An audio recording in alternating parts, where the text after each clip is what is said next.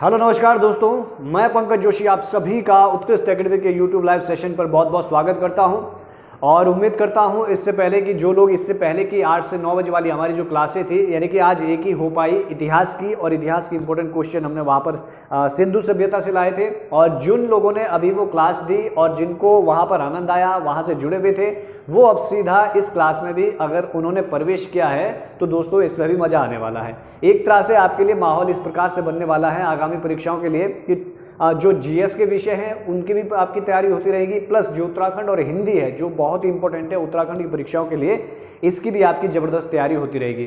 तो चलिए ज़्यादा चर्चा ना करते हुए, अच्छा हाँ, आप लोग जो है भाई वीडियो बिल्कुल भी शेयर नहीं कर रहे हैं, ना आप लाइक कर रहे हैं, क्योंकि इतिहास में जितने भी छात्र जुड़े थे वीडियो को आप लोग बिल्कुल लाइक नहीं कर रहे हैं और ना शेयर कर रहे हैं। तो आपसे रिक्वेस्ट है, इसे शुरू करने से पहले वीडियो को लाइक कर दीजिए और शेयर कर दीजिए। बाकी चलिए शुरुआत कर देते हैं आज के हम अपने इस उत्तराखंड के सेशन को। देख लीजिए, उत्तराखंड महत्वपूर्ण प्रश्न भाग हम लोग 26 में प्रवेश कर चुके हैं और आज इसका जो सबसे पहला क्वेश्चन है हमारे पास, ये क्वेश्चन है दोस्तों, मंगलाचू ताल ये किस जनपद में स्थित है?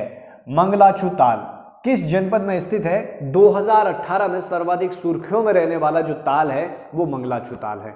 और मंगलाचू ताल रहस्यमय ताल के लिए भी बहुत ज्यादा प्रसिद्ध है। तो आपको बताना है कि ये जो मंगलाचू ताल है ये किस जनपद में है। ऑप्शन ए चमोली में है, या फिर आपका टिहरी में है, या उत्तरकाशी में है, या पौड़ी गढ़वाल में है। आपको इन चारों में से जवाब देने हैं। कमेंट बॉक्स में धड़ाधड़ अपने स्पीड में जवाब देते रहिए। और सिंपल सा क्वेश्चन है, अगर आप लोग सोशल मीडिया से जुड़े रहते हैं तो 2018-19 में लगातार सुर्खियों में था मंगलाचू ताल। तो जिन लोगों के दोस्तों यहां पर जवाब आ रहे होंगे ऑप्शन सी यानी कि उत्तरकाशी जनपद, वो जा रहे हैं बिल्कुल सही, क्योंकि मंगलाचू ताल हमारा उत्तरकाशी जनपद में है। इसी मंगलाचू ताल को दोस्तों क्या कहा जाता है? सोमेश्वर देवता का ताल भी कहा जाता है। क्या कहा जाता है? सोमेश्वर देवता का ताल। ये जो सोमेश्वर देवता है ये बहुत ही प्रमुख देवता है, खासतौर से उत्तरकाशी में बहुत सारे गांव के देवता। और वैसे मूल रूप से ये सोमेश्वर देवता हिमाचल के देवता है। ऐसी मान्यता है कि ये जो सोमेश्वर देवता है हिमाचल से इनकी डोली इस ताल में लाई जाती है और इसी मंगलाचू ताल में स्नान करवाया जाता है इस डोली का। और ये सुर्खियों में क्यों था ये मंगलाचू ताल? तो दोस्तों ये सुर्खियों में इसलिए था कि रहस्यमय ताल भी से कहा जाता है। वैज्ञानिक भी इसका जो है जो अनसुलझी जो गाथा है यहाँ पर उसे सुलझा नहीं पा रही है, ऐसा कहा जाता है। यहाँ पर अगर आप पास में खड़े रहते हैं और तालियां बजाते हैं तो इस ताल में जो है बुलबुले उठने लगते हैं, तो इसीलिए ये ताल सुर्खियों में था। भाई इसके बहुत सारे कारण भी कहा जाता है। अब अगर धार्मिक कारण बताए तो इसलिए कहा जाता है क्योंकि यहाँ पर स्नान होता है सोमेश्वर देवता का। तो यहाँ पर कुछ शक्तियाँ हैं, ऐसा कहा जाता है कि कोई इस जल को गंदा ना करे, तो नज़दीक जाते ही अगर थोड़ा सा आवाज़ करे, शोर करे, तो बुलबुले उठने लग जाते ताकि वो भय से फिर चले जाए। बाकी वैज्ञानिक की माने तो वैज्ञानिक कहते हैं कि इस ताल में जो है छिद्र है जमीन में अंदर से, तो फिर जब भी यहाँ पर आसपास कोई चीज़ आती है, आवाज़ करती है, तो जल में दबाव होने के कारण वो बुलबुले होने लग जाते हैं। तो जो भी है आपको बस इतना याद रखना है, ये मंगलाचू ताल हमारा उत्तरकाशी जनपद में है और रहस्यमय ताल के लिए भी और सोमेश्वर देवता के ताल के नाम से भी जाना जाता है। अगला क्वेश्चन देखिए, दूसरा क्वेश्चन हमारे पास है बटर फेस्टिवल। बटर फेस्टिवल त्योहार ये किस जनपद में मनाया जाता है? बटर फेस्टिवल बहुत इंपॉर्टेंट है, आप सभी लोगों ने सुना भी होगा, हर साल सुर्खियों में रहता है ये बटर फेस्टिवल त्योहार। तो ऑप्शन है आपके पास, ऑप्शन ए है चमोली में, बी टिहरी में, सी उत्तरकाशी और डी है हमारे पास पौड़ी। और उम्मीद करता हूं आप सभी लोग इसका जवाब सही दे रहे होंगे। कमेंट बॉक्स में अपना जवाब देते रहें। जो जा रहे होंगे सी के साथ वो बिल्कुल सही जा रहे होंगे। ये जो बटर फेस्टिवल है आपने सुना होगा दयारा बुग्याल, ये दोस्तों उत्तरकाशी में है दयारा बुग्याल। और इसी बुग्याल में इस बटर फेस्टिवल त्योहार का जो है आयोजन किया जाता है। यहाँ पर क्या होता है, ये एक तरह से पशु चारकों का त्योहार है। यहाँ पर मक्खन की होली खेली जाती है, समझ गए आप। जब लास्ट में आखिरी में घर की ओर आते हैं तो मक्खन की होली खेलते हैं और फिर उसके पश्चात वो अपने घर की ओर निकल जाते हैं। तो याद रखिएगा उत्तरकाशी में बटर फेस्टिवल त्योहार होता है। आगे बढ़ते हैं अगले क्वेश्चन की ओर। अगला क्वेश्चन देखिए, तीसरा क्वेश्चन है हमारे पास, निम्न भोटियों की शौका जनजाति मुख्य रूप से निवास करती है। भोटिया जनजाति आपने पढ़ा होगा और भोटिया जनजाति उत्तराखंड के मुख्य रूप से 3 जनपदों में निवास करती है। वो जो सीमांत है उत्तरकाशी है, हमारे पास पिथौरागढ़ है और चमोली है। अगर हम लोग उत्तरकाशी, चमोली, पिथौरागढ़ की बात करें तो इन तीनों जगहों पर भूटियों की अनेक उपजातियां निवास करती है। जैसे अगर आप लोग बात करेंगे इधर उत्तरकाशी की, तो उत्तरकाशी में जो है जाड़ मुख्य रूप से पाई जाती है। चमोली की बात करें तो मारछा, तोलछा पाई जाती है। पिथौरागढ़ की बात करें तो यहाँ पर तो बहुत सारी मारछा, तोलछा, जेठ, व्यास, चौंदासी, जेठरा, ये बहुत सारी जनजातियां, सबसे ज्यादा उपजातियां पिथौरागढ़ में पाई जाती है। तो आपसे पूछा है कि जो इनकी ये शौका है, ये शौका इनमें से धारचूला, मुनस्यारी, नेलांग मुख्य रूप से कहां पर निवास करती है? तो इसमें जो जा रहे होंगे आप लोग दोस्तों ऑप्शन बी मुनस्यारी के साथ, वो बिल्कुल सही जा रहे होंगे। इंपॉर्टेंट क्वेश्चन है, अच्छे से याद कर लीजिएगा। तो राइट आंसर है शौका मुख्य रूप से मुनस्यारी में निवास करने वाली जनजाति है। नेक्स्ट क्वेश्चन मोस्ट ये तो बहुत इंपॉर्टेंट क्वेश्चन है, इससे अच्छे से याद कर लीजिएगा। नीति शतक के रचनाकार कौन है? नीति शतक के रचनाकार कौन है? ऑप्शन भजन सिंह, गिरीश तिवारी जी, गुमानी पंत या फिर शेखर पाठक। आपको इसका जवाब बताना है कि इसके भजन सिंह है या फिर लोकरत्न पंत जी है या फिर इसके हमारे पास गुमानी पंत जी है या फिर लोकरत्न गुमानी पंत है, तिवारी जी है या फिर शेखर पाठक है। इसमें दोस्तों अगर आप लोग देखोगे ये जो नीति शतक आपसे पुस्तक पूछी गई है, वैसे अगर भारतीय इतिहास में आप देखेंगे तो भारतीय इतिहास में भी एक बहुत बड़े इतिहासकार रहे, विद्वान रहे भृतहरि जी। तो ये भृतहरि जी ने भी लिखी है नीति शतक। लेकिन इसके अलावा अगर हम लोग बात करें उत्तराखंड की, तो उत्तराखंड में हमारे जो यहाँ पर गुमानी पंत जी आपको दिखाई दे रहे हैं, यानी कि लोकरत्न गुमानी पंत, ये इनके द्वारा ही लिखी गई है।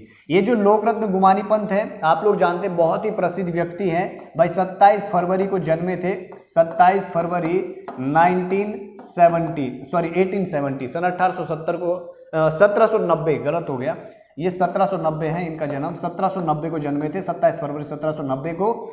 इन्हें दोस्तों ग्रियर्सन जी ने उत्तराखंड का और कुमाऊं का सबसे पहला कवि की संज्ञा दी है। समझ गए आप? तो मोस्ट इंपोर्टेंट है। इसके अलावा गुमानी पंत की देखो नीति शतक है, शतक उपदेश है, राम नाम है, क्या क्या है?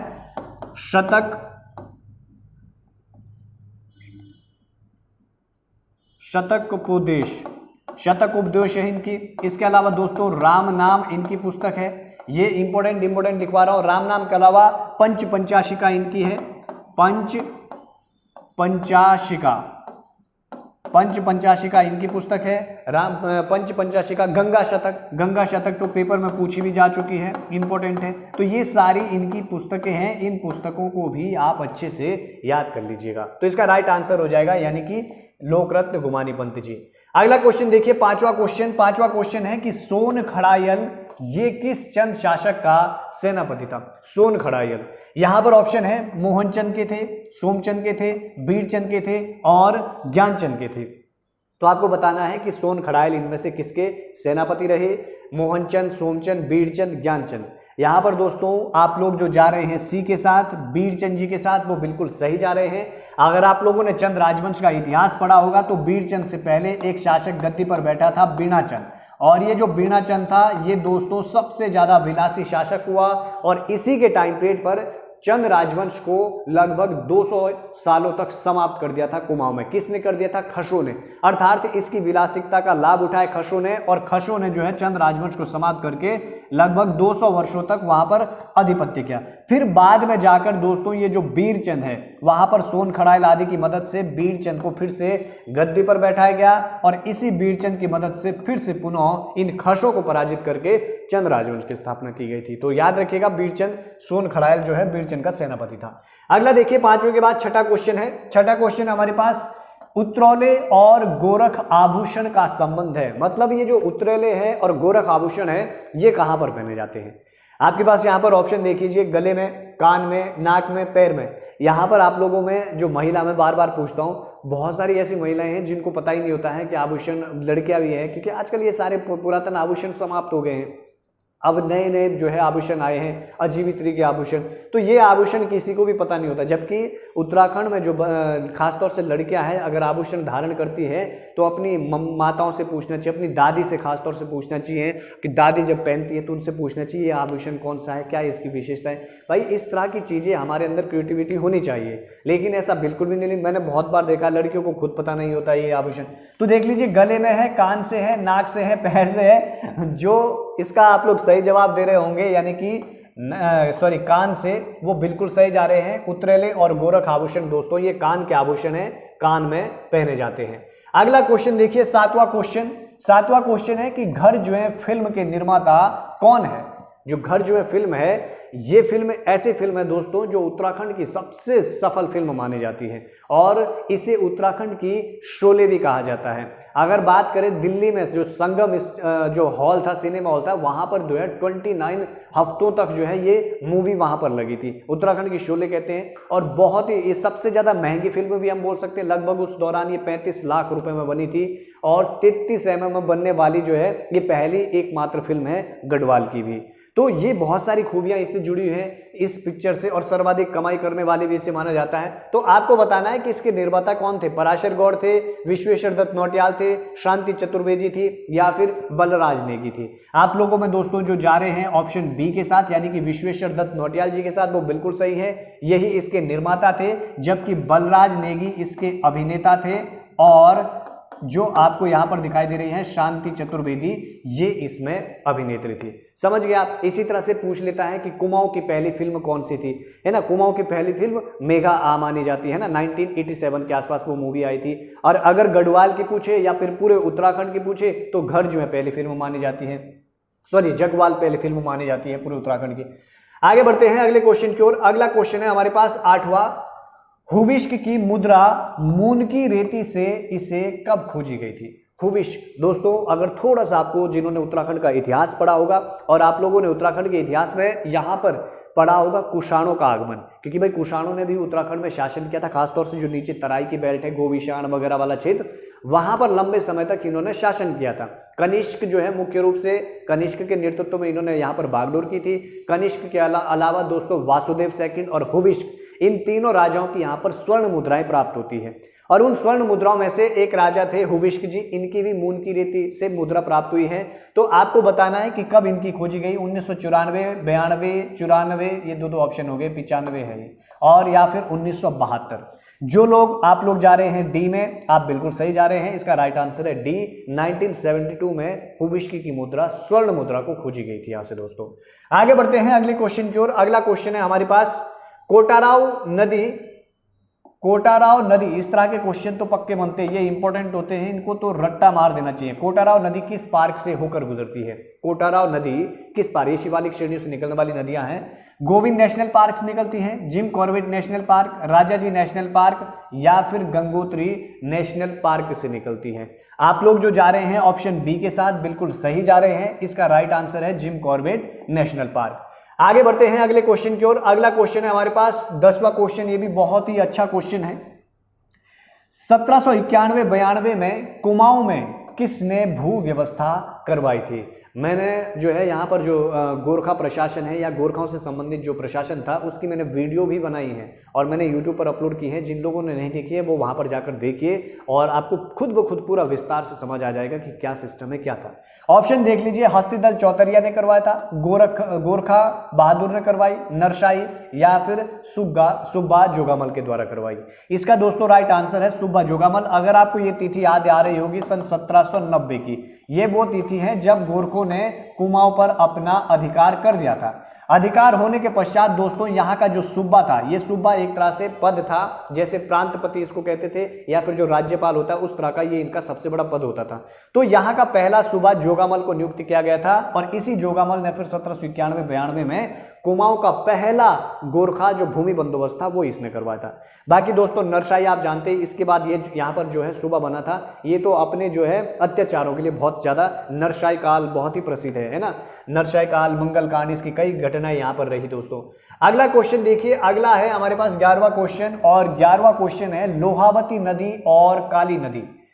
काली नदी की सहायक नदी है लोहावती नदी। तो ये दोनों जो नदियां हैं ये आपस में संगम कहां पर बनाती हैं। ऑप्शन आपको दिख रहे हैं, खेरा गांव में बनाती हैं या फिर डेरा गांव में बनाती हैं या काकरी घाट में बनाती हैं या सिरा गांव में बनाती है।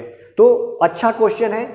जो लोग डी में जा रहे हैं वो बिल्कुल सही जा रहे हैं। ये दोनों की दोनों लोहावती और काली नदियां संगम बनाती हैं दोस्तों सिरा गांव में। बाकी दोस्तों वीडियो को भाई लाइक भी कर दो यार, शेयर भी कर दो, कितनी बार बोलना पड़ेगा आपके लिए। वीडियो को लाइक कर दो और शेयर कर दो। चैनल को जिन्होंने सब्सक्राइब नहीं किया है वो चैनल को सब्सक्राइब भी कर दीजिए भाई। ऐसे ही क्वेश्चन आपके लिए लाते रहेंगे हमेशा अच्छे अच्छे क्वेश्चन। अगला क्वेश्चन देखो, ये भी बहुत ही जबरदस्त क्वेश्चन है। 12वां क्वेश्चन, अंग्रेजों ने राजकीय उद्यान चौबटिया में पायरेथ्रम की खेती कब शुरू करवाई? पायरेथ्रम की खेती कब शुरू करवाई? यहां पर 1943, 1934 या 1927 या फिर इनमें से कोई नहीं। ये बहुत अच्छा क्वेश्चन है दोस्तों कि इनके द्वारा यहाँ पर पायरेथ्रम की जो खेती है अंग्रेजों के द्वारा, ये पायरेथ्रम असल में होता क्या है? अगर आप देखोगे तो पायरेथ्रम एक फूल प्रकार का है ना, बहुत ही सुंदर, जैसे सफेद से इसकी पत्तियां निकली रहती हैं, तो ये फूल है लेकिन बहुत ही महत्वपूर्ण फूल है। वर्तमान में दोस्तों किसानों के लिए एक आय का भी बहुत बड़ा साधन हो सकता है, क्योंकि इस पायरेथ्रम में ज्यादा कोई झंझट नहीं। अगर आप पायरेथ्रम को उगाते हो, सबसे पहली तो बात मैं बता दूं कि किस लिए होता है। ये बहुत सारी एक तरह से जड़ी बूटी का काम करती है, जैसे बच्चों में अंधापन होता है उसे दूर करती है।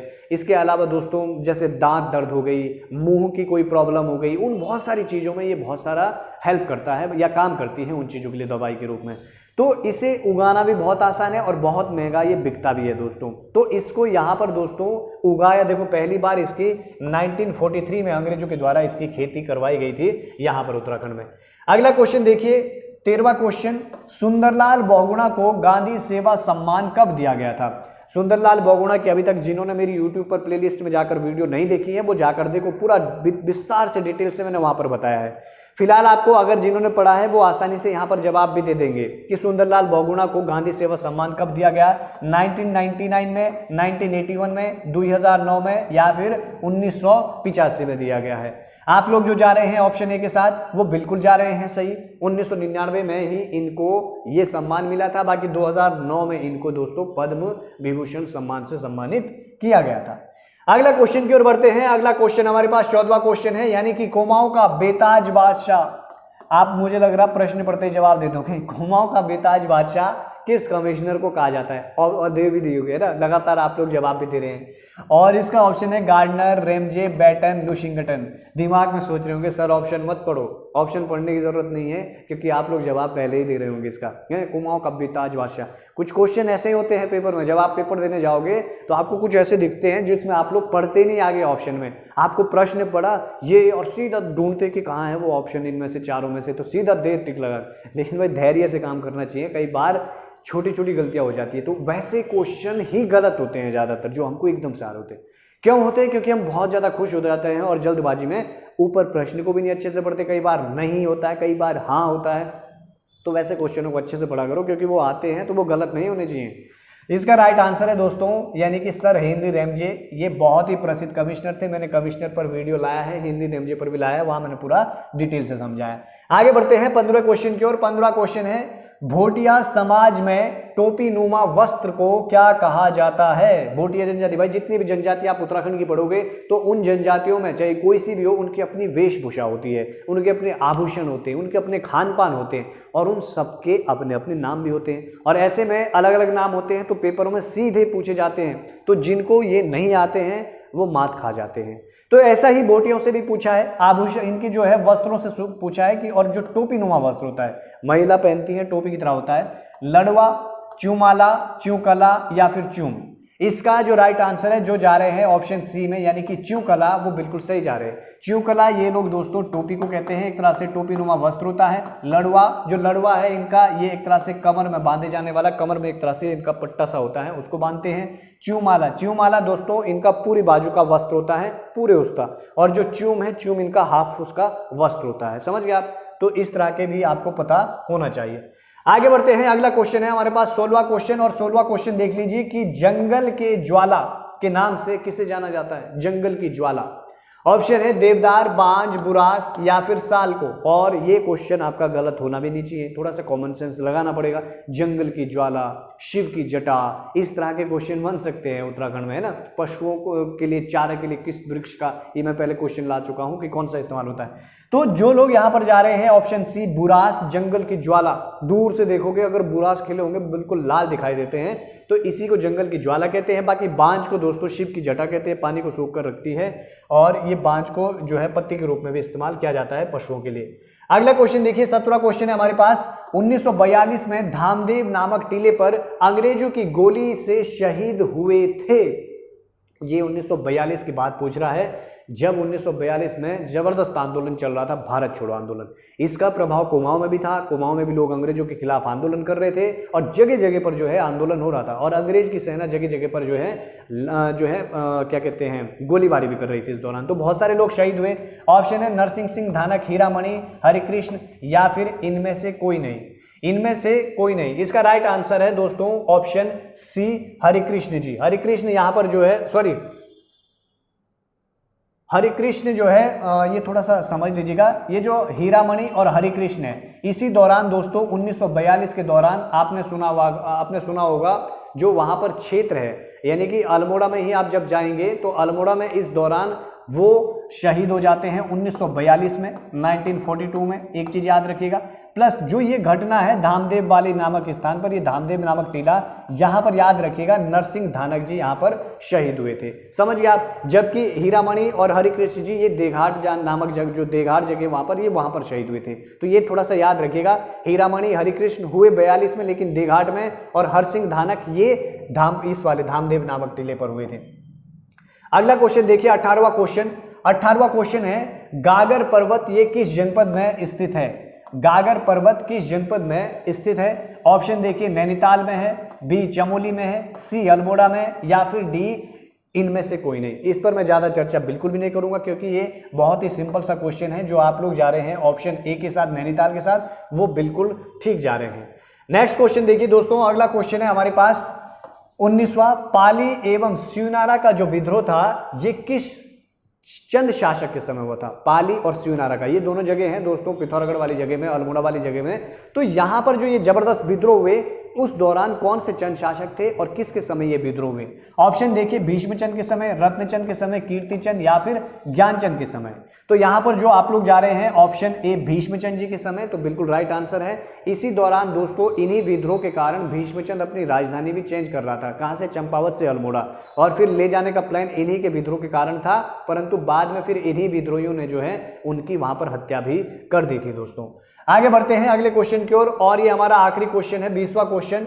20वां क्वेश्चन है किमसेन छिड़ झरना ये किस जनपद में स्थित है? किमसेन छिड़ झरना, ऑप्शन है चमोली जनपद में है, पिथौरागढ़ जनपद में है, टिहरी में है, या फिर उत्तरकाशी में है।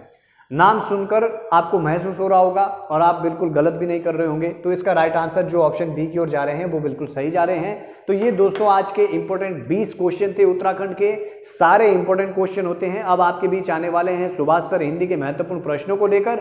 बाकी दोस्तों आप इसको इस तरीके से पढ़ते रहिए और वीडियो को लाइक और शेयर आप जरूर करते रहे दोस्तों, लाइक भी कीजिए, शेयर भी कीजिए। बाकी आपके बीच अब सुभाष सर आ रहे हैं, मेरा हो गया आपसे विदा लेने का समय।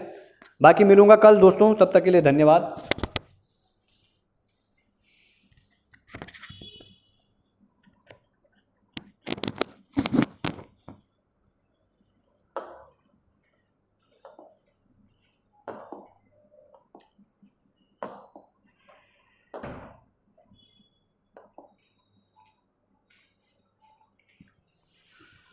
हाँ जी, सभी को नमस्कार, गुड मॉर्निंग, सुप्रभात।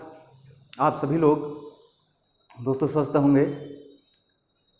और दोस्तों हम लगातार जिस प्रकार से लाते हैं सीरीज आपके लिए उत्तराखंड और हिंदी की, तो उसी प्रकार से दोस्तों आज हम फिर आपके सामने उपस्थित हैं और आप सभी का दोस्तों दोबारा से स्वागत है यूट्यूब लाइव सेशन पर। दोस्तों मैं आपके लिए लेके आता हूं हिंदी के महत्वपूर्ण प्रश्न। और दोस्तों आप लोगों को ये पता होना चाहिए कि ये जितने भी क्वेश्चन होते हैं दोस्तों वो काफ़ी इंपॉर्टेंट होते हैं। आपको इनमें से कई सारे प्रश्न दोस्तों आपको एग्जाम में देखने को मिल जाएंगे, तो आप इन प्रश्नों को बिल्कुल भी हल्के में न लें। और दोस्तों ये देखिए यहाँ पर हमारी सीरीज लिखी हुई है हिंदी 23, यानी इससे पहले 23 हमारे दोस्तों इसी तरह से हमारी क्लासेस हो चुकी हैं। यदि आपने दोस्तों उनको नहीं देखा है या उन प्रश्नों का फ़ायदा नहीं उठाया है, तो आप लोग दोस्तों प्लेलिस्ट में जाकर इन सारी सीरीज को एक साथ देख सकते हैं।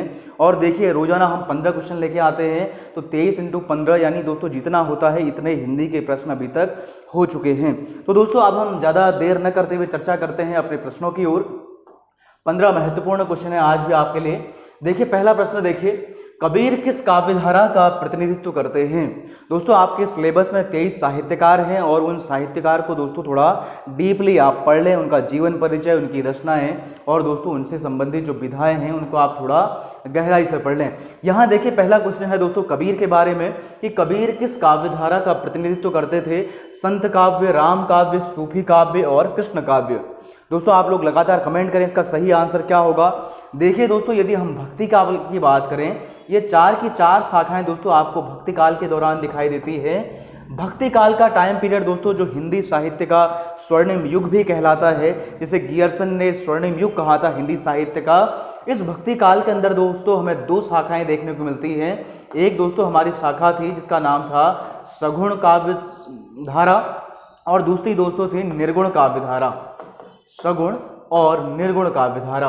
और सगुण काव्य धारा के अंदर दोस्तों 2 शाखाएं और थी, राम मार्गी शाखा और कृष्ण मार्गी शाखा। और यहाँ निर्गुण की बात करें तो दोस्तों निर्गुण के अंदर 2 और शाखाएं थी। एक का नाम था दोस्तों ज्ञान मार्गी शाखा, या इसी का नाम दोस्तों कहा जाता है संत मार्गी शाखा। और दूसरी शाखा थी दोस्तों हमारी सूफी मार्गी शाखा, या इसी को दोस्तों कहा जाता है प्रेम मार्गी शाखा। तो भक्ति काल के अंदर हमें 2 शाखाएं दिखाई देती हैं, सगुण और निर्गुण। सगुण के अंदर राम मार्गी और कृष्ण मार्गी, और निर्गुण के अंदर दोस्तों ज्ञान मार्गी या संत मार्गी और दोस्तों सूफी मार्गी या प्रेम मार्गी शाखा हमें दिखाई देती है। तो ये मुख्यतः हमें 4 शाखाएं दिखाई देती हैं भक्ति काल के दौरान। इसमें दोस्तों जो राम मार्गी शाखा थी, इसके जो प्रतिनिधि कवि माने जाते हैं वो तुलसीदास माने जाते हैं। कृष्ण मार्गी शाखा के दोस्तों प्रतिनिधि कवि माने जाते हैं सूरदास जी। और ज्ञान मार्गी और संत मार्गी शाखा के प्रतिनिधि कवि माने जाते हैं दोस्तों कबीरदास। और सूफी मार्गी या प्रेम मार्गी शाखा के जो हमारे प्रतिनिधि कवि हैं दोस्तों वो माने जाते हैं मलिक मोहम्मद जायसी, जिन्होंने पद्मावत भी लिखी थी। तो दोस्तों क्या हो जाएगा, देखिए इसका आंसर कबीर किस शाखा के हैं? हमारे संत काव्य धारा के हैं या हमारी ज्ञान मार्गी शाखा के हैं, जिन्होंने ज्ञान को ज्यादा महत्ता दी थी। तो दोस्तों आप देखिए राम काव्य के कौन है प्रतिनिधि कवि?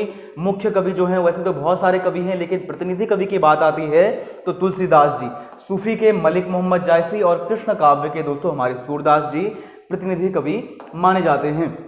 अगला देखिए दूसरा क्वेश्चन बहुत ही बढ़िया क्वेश्चन है। देखिए ये भी आपके सिलेबस में है दोस्तों, मीराबाई जी। इनमें से मीराबाई की कृति कौन सी नहीं है, आपको कमेंट करना है। देखिए पहला ऑप्शन है नरसी का मायरा, राग गोविंद, गीत गोविंद टीका, और ऑप्शन डी है दोस्तों 84 वैष्णवन की वार्ता। तो आप लोग कमेंट करें कि इसमें से कौन सी रचना मीराबाई की कृति नहीं है। यहाँ देखिए नरसी का मायरा दोस्तों बिल्कुल ठीक है, राग गोविंद भी है, गीत गोविंद टीका भी है, और दोस्तों जो हमारा ऑप्शन डी है 84 वैष्णवन की वार्ता, ये हमारे गोकुल दास की है। और दोस्तों ये हमारी कृष्ण मार्गी शाखा से संबंधित कवि एक रचना मानी जाती है, जिसमें वल्लभाचार्य और उनके दोस्तों शिष्य जो हैं उनके बारे में चर्चा की गई है। अगला देखिए सप्तपर्णा किसकी कृति है? दोस्तों ये भी मोस्ट इंपोर्टेंट है, इस प्रकार के क्वेश्चन आपको पूछे जा सकते हैं कि ये किसकी कृति है या विधा क्या है। देखिए आपको बताना है कि सप्तपर्णा दोस्तों एक कृति है, एक काव्य संग्रह है। ये काव्य संग्रह ये दोस्तों किसका है? सप्तपर्णा। विकल्प दोस्तों आपके पास है सूर्यकांत त्रिपाठी निराला, सुमित्रानंदन पंत, महादेवी वर्मा और मन्नू भंडारी। तो दोस्तों इसका सही आंसर क्या है? हमारा सही आंसर है दोस्तों ऑप्शन सी, महादेवी वर्मा का ये काव्य संग्रह है, और ये उनका 6ठा काव्य संग्रह माना जाता है जो मुख्यतः उन्होंने लिखा था। अगला देखिए चौथा क्वेश्चन, देवनागरी लिपि का सर्वप्रथम उपयोग। दोस्तों मोस्ट इंपोर्टेंट है, देवनागरी लिपि आपके सिलेबस में है, इसको आप भली भांति तैयार कर लीजिए। देवनागरी लिपि का सर्वप्रथम उपयोग किस राज्य में हुआ माना जाता है? दोस्तों आपको ये बताना है कि देवनागरी लिपि का जो पहली बार हमें प्रयोग दिखाई देता है वो किस राज्य के अंदर या किस राज्य में ऐसा कोई लेख मिला था जिससे हमें पहली बार देवनागरी लिपि दिखाई देती है। देखिए दोस्तों यदि हम देवनागरी लिपि की बात करें तो देवनागरी लिपि का दोस्तों उद्भव किससे हुआ है? हमारी ब्राह्मी लिपि से हुआ है।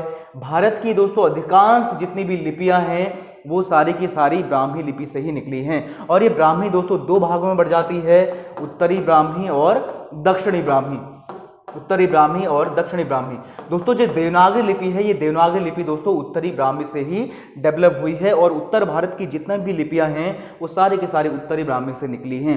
और अब देखिए देवनागरी लिपि का सर्वप्रथम उपयोग किस राज्य में हुआ था? तो दोस्तों इसका सही आंसर है ऑप्शन बी, गुजरात। गुजरात के एक राजा थे दोस्तों, उनका नाम था जयभट्ट। उनका शिलालेख मिला है गुजरात के अंदर, तो उस शिलालेख के अंदर दोस्तों हमें पहली बार देवनागरी लिपि का उल्लेख दिखाई देता है जयभट्ट के शिलालेख के अंदर। और दोस्तों ये ये मिला है गुजरात में, तो इसका गुजरात सही हो जाएगा। देखिए अगला, रामपुर, मुरादाबाद, बिजनौर, मेरठ और देहरादून का मैदानी भाग किस बोली का बोली क्षेत्र है? दोस्तों ये भी काफी महत्वपूर्ण है, आपको आपके सिलेबस में साफ साफ दिया गया है हिंदी की उपभाषाएं और उसकी बोलियां, और दोस्तों उसके साथ में कुमाऊनी और गढ़वाली भी आपको तैयार करनी है। अब यहां देखिए आपको बोली क्षेत्र दे, पिछले वाले एग्जाम में आपने देखा होगा कई बार पूछा गया है कि ब्रज भाषा किस राज्य में बोली जाती है या डिंगल पिंगल क्या है, तो इस प्रकार की बोलियों से क्वेश्चन लगातार बन रहे हैं। अब यहाँ देखिए रामपुर, मुरादाबाद, बिजनौर, मेरठ और देहरादून का जो मैदानी भाग है दोस्तों वो आपको बताना है कि किसका बोली क्षेत्र है, ब्रज भाषा का, कौरवी का, बांगरू का या मध्य देशी का। दोस्तों देखिए इसका सही आंसर क्या हो जाएगा, इसका हमारा सही आंसर है ऑप्शन बी, कौरवी, या जिसे कहा जाता है दोस्तों खड़ी बोली, खड़ी बोली। और दोस्तों आपको ये पता होगा जो खड़ी बोली है, खड़ी बोली हिंदी का मानक स्वरूप है, और दोस्तों राहुल सांकृत्यायन ने इसी खड़ी बोली को कौरवी नाम दिया था। और इस कौरवी नाम देने के पीछे दोस्तों रीजन क्या था, आप सभी को पता होगा, एक महाजनपद था कुरु महाजनपद, इस कुरु महाजनपद के आसपास के क्षेत्र में दोस्तों बोले जाने के कारण इसे दोस्तों उन्होंने कौरवी कहा था। और इसका वैसे नाम क्या है, खड़ी बोली है, और ये हमारी पश्चिमी हिंदी उपभाषा की एक मुख्य बोली है। पश्चिमी हिंदी के अंदर आती है दोस्तों खड़ी बोली, इसे ही कहा जाता है कौरवी। और किसने कहा था, राहुल सांकृत्यायन ने कहा था। बोली क्षेत्र क्या है, रामपुर, मुरादाबाद, बिजनौर, मेरठ और देहरादून का मैदानी भाग। अब दोस्तों देहरादून का मैदानी भाग इसलिए बोला गया है क्योंकि देहरादून के जो पर्वतीय भाग हैं उनमें गढ़वाली या जौनसारी, इसके अलावा कुछ अन्य प्रकार की बोलियां भी बोली जाती हैं, तो मैदान में ये खड़ी बोली बोली जाती है। अगला देखिए छठवां क्वेश्चन, किस वाक्य में विधेय विशेषण है? दोस्तों आपको बताना है कि किस वाक्य के अंदर विधेय विशेषण है। विशेषण भी दोस्तों दो प्रकार के होते हैं, उद्देश्य विशेषण और विधेय विशेषण। उद्देश्य विशेषण और विधेय विशेषण। अब यदि उद्देश्य विशेषण की बात करें दोस्तों, जब क्या होता है, जब कोई भी विशेषण शब्द विशेष्य के ठीक पहले आए, ध्यान से देखिए सुनिए, जब कोई भी क्या हो, विशेषण शब्द हो विशेष्य से ठीक पहले आए दोस्तों उसे कहा जाता है उद्देश्य विशेषण। और जब भी दोस्तों कोई भी विशेषण शब्द विशेष्य के बाद में आए, विशेष्य के बाद में आए यानी जिसकी विशेषता बताई जा रही है उससे बाद में आए, तो दोस्तों उसे कहा जाता है विधेय विशेषण। आप देखते हैं यहां देखिए, यहां क्या है, ये आम क्या है, आम दोस्तों विशेष्य है, जिसकी विशेषता बताई जाए उसे कहा जाता है विशेष्य, और जो शब्द विशेषता बताते हैं उन्हें कहा जाता है दोस्तों विशेषण शब्द। अब यहां देखिए आम से ठीक पहले है तो क्या है, हमारा उद्देश्य विशेषण है। सुंदर दृश्यों, या दृश्य क्या है दोस्तों, हमारा संज्ञा शब्द है, इससे ठीक पहले विशेषण शब्द है। छाता हमारा दोस्तों विशेष्य है, इससे ठीक पहले विशेषण है, तो ये हमारा उद्देश्य हो जाएगा। अब यहां देखिए राम का घर आलीशान है। अब विशेष्य क्या है दोस्तों, इसके अंदर घर है क्योंकि घर की विशेषता बताई जा रही है, और विशेषण शब्द दोस्तों घर के ठीक बाद है, तो हमारा ये सही हो जाएगा दोस्तों, ये हमारा हो जाएगा विधेय विशेषण। आपको ध्यान रखना है जब भी विशेषण शब्द विशेष्य से ठीक पहले आए उसे उद्देश्य विशेषण, और जब भी दोस्तों विशेष्य के ठीक बाद में आए उसे विधेय विशेषण कहा जाता है। इस प्रकार के क्वेश्चन भी आपको पूछे जा सकते हैं। अगला देखिए, ये भी बहुत महत्वपूर्ण क्वेश्चन है। देखिए दोस्तों, संज्ञाओं के साथ आने वाली विभक्तियों या कारक चिन्हों को कहा जाता है। तो दोस्तों इसका आप कमेंट करें, क्या होगा, संश्लिष्ट होगा, विश्लिष्ट होगा, श्लिष्ट होगा या उपयुक्त सभी होगा। आप लोग जल्दी कमेंट करें कि इसका आंसर क्या होगा। संज्ञाओं के साथ आने वाली विभक्तियों या कारक चिन्हों को कहा जाता है। पहले यहां देखिए, आप एक चीज देखिए, जैसे संज्ञा शब्द है राम के साथ दोस्तों यदि हम कारक चिन्ह का इस्तेमाल करें तो इस प्रकार से लिखा जाता है। अब देखिए यदि हम सर्वनाम के साथ कारक चिन्ह का प्रयोग करें, देखिए वह, धन, इसके साथ में कारक चिन्ह का प्रयोग करें तो दोस्तों इसको वहने नहीं बोला जाएगा। यदि हम संज्ञा के साथ इस्तेमाल करते हैं तो दोस्तों इसको यही बोला जाएगा, राम ने। लेकिन यदि हम इसको सर्वनाम के साथ प्रयोग करें कारक चिन्हों को, दोस्तों इसकी विशेषता क्या होती है सर्वनाम शब्दों की, कि सर्वनाम शब्दों के साथ कारक चिन्ह आपस में जुड़ जाते हैं और एक अलग ही कुछ प्रकार का यौगिक प्रकार का सर्वनाम का निर्माण करते हैं। यहां देखिए वह के साथ ने जुड़ेगा तो दोस्तों क्या बन जाएगा, उसने बन जाएगा, उसने। अब देखिए यहां तो राम ने, यहां उसने, इसका रूप ही जब हम सर्वनाम शब्दों के साथ विभक्ति जोड़ते हैं तो उनका रूप दोस्तों परिवर्तित हो जाता है। अब संज्ञा शब्दों के साथ आने वाली विभक्ति या कारक चिन्हों को दोस्तों कहा जाता है विश्लिष्ट। विश्लिष्ट का मतलब है दोस्तों जब हम संज्ञा के साथ में कारक चिन्ह जोड़ते हैं तो वो उनके साथ नहीं जुड़ते हैं, इसी प्रवृत्ति को दोस्तों कहा जाता है विश्लिष्ट। तो हमारा ऑप्शन बी सही हो जाएगा। अगला देखिए, अन्वेषण का संधि विच्छेद होगा, बहुत ही ईजी है, आप सभी को समझ में आ गया होगा। देखिए यहां देखिए व से ठीक ठीक पहले आधा व्यंजन वर्ण है, ये किसकी पहचान है? ये हमारी यण संधि की पहचान है। और आपको कैसे करना पड़ता है दोस्तों, यहां देखिए, यदि इस एग्जाम्पल को देखें अन्वेषण, अब यहां देखिए वो से ठीक पहले आधा नौ है, नौ व्यंजन वर्ण है, इसका मतलब है दोस्तों इसमें यण संधि की संभावना बनती है। अब इसको हम करके देख लेते हैं। यदि पीछे वो आए तो वो का मतलब दोस्तों क्या होता है? वो का मतलब होता है ऊ या बड़ा ऊ। वो का मतलब है ऊ या बड़ा ऊ, तो आप क्या करेंगे, आगे वाले में या तो ऊ जोड़ेंगे छोटा ऊ, या दोस्तों जोड़ेंगे आप बड़ा ऊ। ये अब इसके बाद आपको क्या करना होता है, इसके बाद आपको व के ऊपर मात्रा देखनी होती है। व के ऊपर एक ही मात्रा है तो हम क्या लिख देंगे, एषण लिख देंगे। तो हमारे दो विकल्प बनेंगे दोस्तों, एक तो अनु धन एषण इस प्रकार से, एक बनेगा बड़ा ऊ धन एषण। तो दोस्तों ये अनु इस प्रकार से लिखा नहीं जाता है, हमारा ऑप्शन ए बिल्कुल सही हो जाएगा। तो अनु धन एषण बराबर ऑप्शन ए बिल्कुल सही है। जिनका भी ए ऑप्शन है दोस्तों बिल्कुल सही उत्तर है उनका। अगला देखिए 9वां क्वेश्चन, प्रश्न नंबर 9 देखिए, घड़ों पानी पड़ना मुहावरे का अर्थ है। घड़ों पानी पड़ना मुहावरे का अर्थ है दोस्तों, ये मुहावरा है। इस प्रकार के क्वेश्चन भी आपको पूछे जा सकते हैं। देखिए, लज्जित होना, कांपना, सर्दी लगना या बहुत परिश्रम करना। इसका सही उत्तर हो दोस्तों हो जाएगा हमारा ऑप्शन ए, लज्जित होना। अगला देखिए 10वां क्वेश्चन, दृघ ऊर्झत टूटत कुटुंब पंक्तियों में अलंकार का प्रकार है।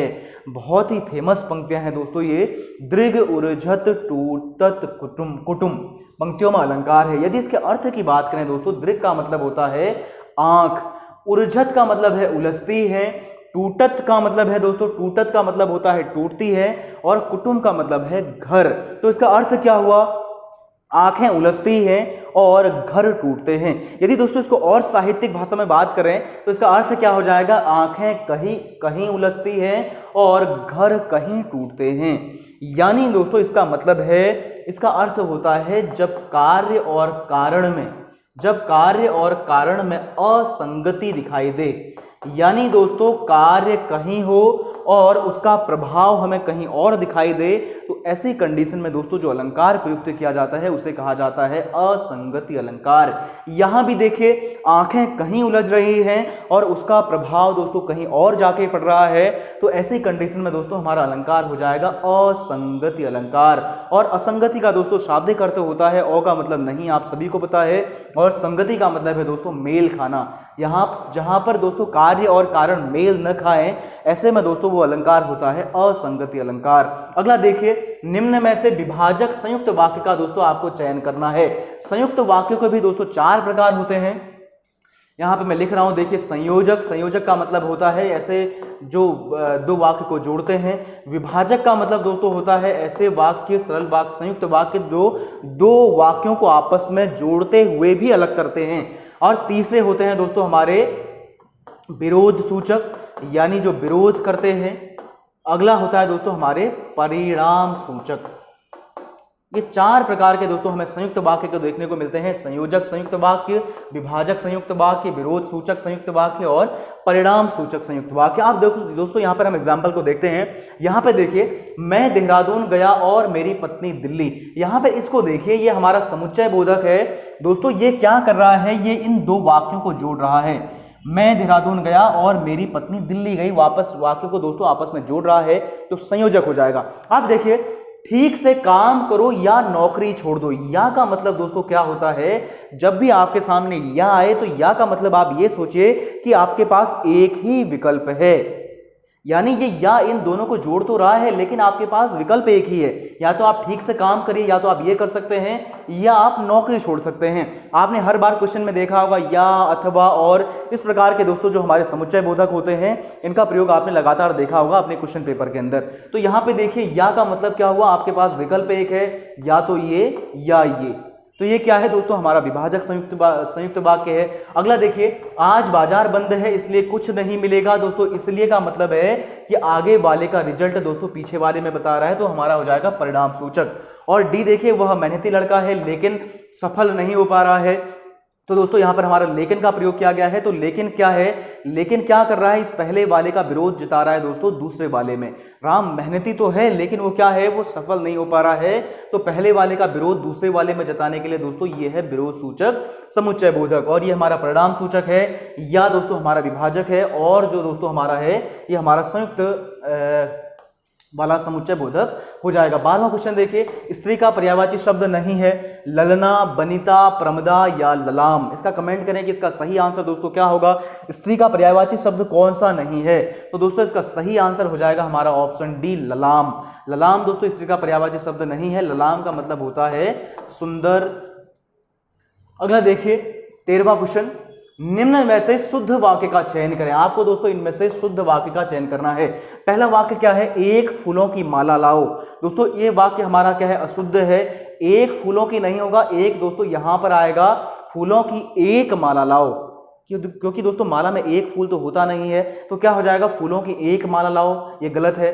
मेरे को भूख लगी है, यहां पे देखिए दोस्तों ये सर्वनाम शब्द है, इसके बाद कारक चिन्ह आ रहा है, तो सर्वनाम में जब भी कारक चिन्ह जुड़ता है दोस्तों उनका रूप चेंज हो जाता है। तो यहां पर मेरे को नहीं होगा, यहां पर दोस्तों इस्तेमाल होगा मुझको का, ये सही है, मुझको भूख लगी है। अगला देखिए, शुद्ध गाय का दूध यहां मिलता है। दोस्तों गाय शुद्ध, ये गलत हो गया है, ये गाय, ये जो शुद्ध है इसका प्रयोग दोस्तों दूध के साथ होगा। गाय का शुद्ध दूध यहां पर मिलता है, तो ये भी दोस्तों गलत है। और ऑप्शन डी दोस्तों हमारा बिल्कुल सही है, उसे मृत्युदंड मिला है, ये हमारा बिल्कुल सही है, ऑप्शन डी। अगला देखिए दोस्तों 14वां क्वेश्चन, निम्न में अनुकरणात्मक क्रिया शब्द है। तो सबसे पहले दोस्तों हमें यह पता होना चाहिए कि अनुकरणात्मक क्रियाएं क्या होती हैं। तो दोस्तों अनुकरणात्मक क्रियाएं उन क्रियाओं को कहा जाता है जो क्रिया शब्द किससे बनते हैं, ध्वनियों से बनते हैं। या तो दोस्तों किसी वस्तु की ध्वनि से, या किसी सतह पर जो दोस्तों आवाज आती है या उसकी ध्वनि से, या किसी चिड़िया या जो भी चीजें हैं, जितनी भी प्रकार की दोस्तों आवाजें होती हैं, उस आवाज से जो क्रियारूप हमें दिखाई देता है उसे दोस्तों अनुकरणात्मक क्रिया शब्द कहा जाता है। जैसे देखिए ऑप्शन ए देखिए, हिन हिनाना, ये दोस्तों एक आवाज है और आवाज से बना हुआ दोस्तों हमारा क्रिया रूप है। हिनाना, हिनहिनाना दोस्तों एक प्रकार का क्रिया शब्द भी है, तो दोस्तों ये तो बिल्कुल सही है। शर्माना हमारी नाम धातु क्रिया शब्द है।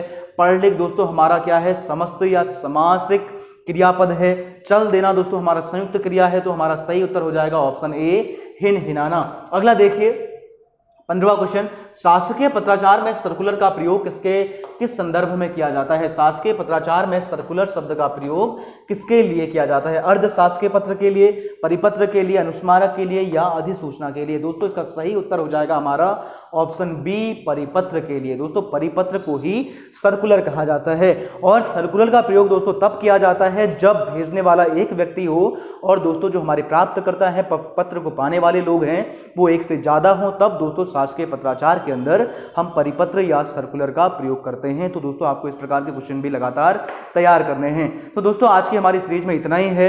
इन क्वेश्चन को आप दोस्तों दोबारा भी देख सकते हैं, यदि आपको कहीं पर डाउट हो रहा है तो इनसे संबंधित क्वेश्चन को आप देखिए। और दोस्तों जो पुराने पेपर है उस पैटर्न को भी आप लोग देखने की कोशिश करें कि किस प्रकार के पैटर्न में क्वेश्चन पूछे जा रहे हैं। तो दोस्तों आज के लिए इतना ही है। अब आपको मिलेंगे कल दोबारा इसी समय पर। तब तक के लिए दोस्तों नमस्कार, धन्यवाद, जय हिंद, जय उत्तराखंड।